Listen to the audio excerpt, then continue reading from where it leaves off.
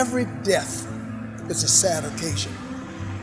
Lafayette experienced a tragedy on August 22nd, 2020. Some people have concluded that another innocent black man was shot down like a dog in the streets of Lafayette by a racist white police officer. Actually, in this case, there were 3 officers of different ethnic backgrounds, but we have not learned much about that tragic night from the newspapers. So my team took a close look. Here are the facts. There are 5 facts, 5 truths, with no emotion, not leaning to the side of the family of the deceased. I don't know them, and I pray for them. Not leaning to the families of the police. I don't know them either, and I pray for them too. But leaning to the truth. There are 5 facts that we know. Fact 1, a frightened young woman called 911 and reported a man threatening harm to people with a knife from this store right behind me. She wanted protection for herself and the innocent people in her store. Fact 2, the officers came, tried to talk with the man with the knife. They ordered him to drop the knife. They ordered this man, walking around the streets of Lafayette, threatening people with a knife. They ordered him to stop, drop the knife, and he ignored the police. Fact 3, the officers used non-deadly force. They tased the man, probably more than once, but the man continued to another store a quarter mile away down here, still threatening, still armed with a dangerous weapon. Fact 4, the officers over many minutes walked with the man, talked with him over the distance of a quarter mile, continued to try to get him to stop, drop the knife, and stop threatening. Fact 5, the man still armed with the knife started going into that other store, still threatening the real victims of all of this humbara. Those victims in the stores, scared for their lives.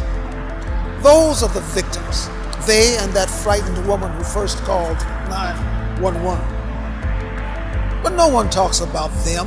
I didn't hear their story on TV. There must have been some really frightened and threatened people in those stores that night. What about them? Should not their rights and their lives be considered? But not one word, not one interview, not one line of copy in the newspapers. No one has talked about the responsibility of the officers to protect those innocent victims, those innocent bystanders.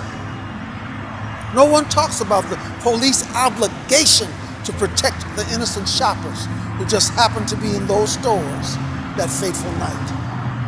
Incontrovertible facts show that the man was armed with a dangerous weapon, that the man threatened people with injury or death, that the man refused to comply, that the man was tased, Lord knows how many times, that still he continued to threaten with a dangerous knife until, sadly, he had to be stopped.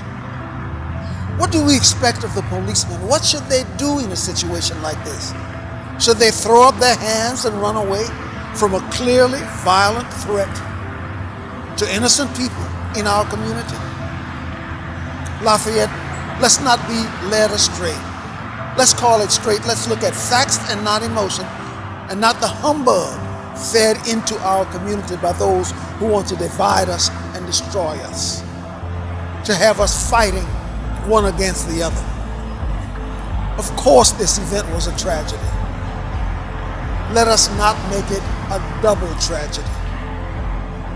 Out-of-town agitators and lawyers will come here and try to make money from our pain, suffering, and emotion.